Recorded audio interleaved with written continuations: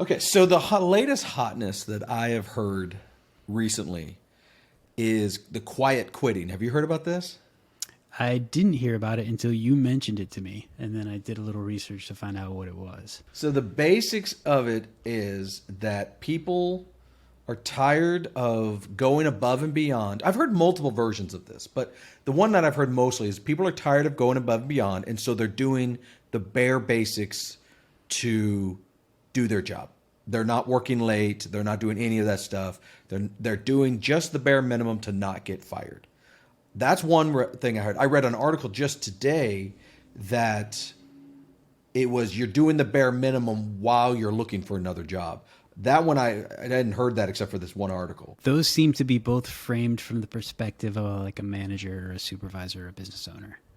Because the two articles that I read were framed more from, I guess you could say, one of them would be a business consultant, a guy that works with startups and media companies, and the other one is just someone who interviewed people, middle management and lower in companies.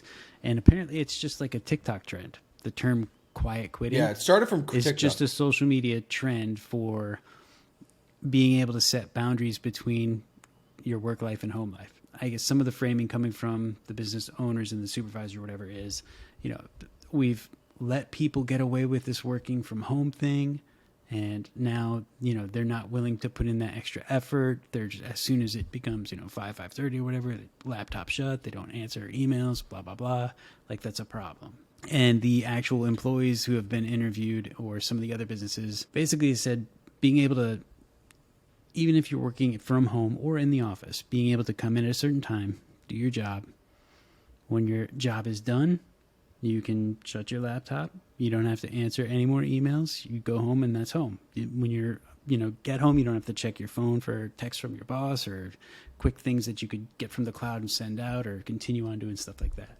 So I think it was being framed as quietly quitting, meaning you're quitting for the day. Yeah, not quitting your job. That's been turned into if you're not willing to make any extra effort, then you're just trying to slack off at your job and then eventually just find a different job. So it's an interesting phenomenon that's being framed in two different ways, but both from the same origin. You know what I mean? So what are your thoughts as a worker? And please forget that I'm your boss, and if you are quietly quitting, I'm just going to fire you right here. Take that out and don't feel any stress whatsoever. So if I quietly quit, you're going to loudly fire me, right? Well, I mean, no, I'm just playing. What are your, because I have strong feelings on this, and not just as a business owner, but go ahead. Yeah, my I want to gut hear what reaction was just, it's almost like the nemesis to that hustle culture that we had pre-pandemic, or if you want to call it that. Once that kind of shift went from, I get up at 5 a.m., exercise, eat breakfast, work, and then take my work home with me, and then just weekends, side gigs, blah, blah, blah. That mentality went a little too far. So now I think that paradigm shifted a little bit, where people are like, you know what? I've realized that I'm just going to burn myself out, and I'm not going to be very productive to, one, my job, or two, my home life or family, if I'm just constantly burning from both ends. You know what I mean? And I need some sort of cutoff. I need a place to find that balance, like we've talked about before.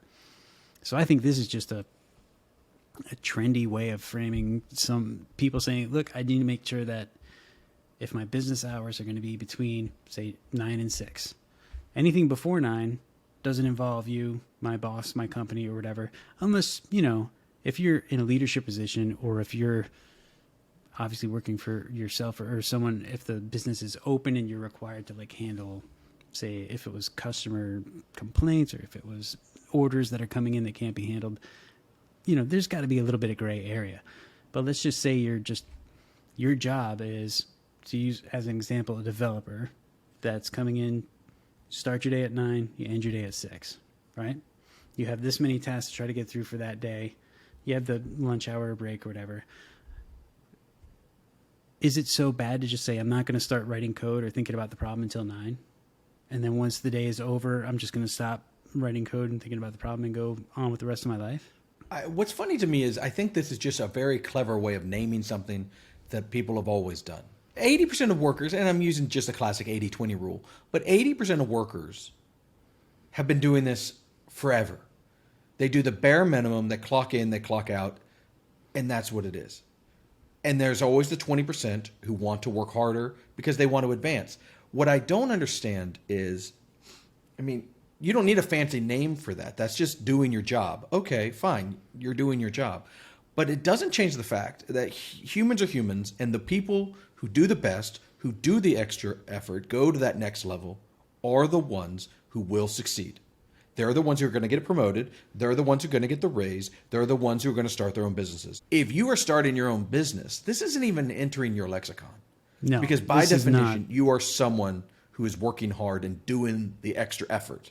Yeah, this is definitely not related to starting your own business. This is more related to run-of-the-mill factory workers. Now, in do the you broad fire? term of just like a 9-to-5er? The one part that really bothered me was, if let's say, for instance, let's just use your developer example, and I've got a client whose server is exploding, it's on fire, it's 9 p.m. and I call you. This is your client, right?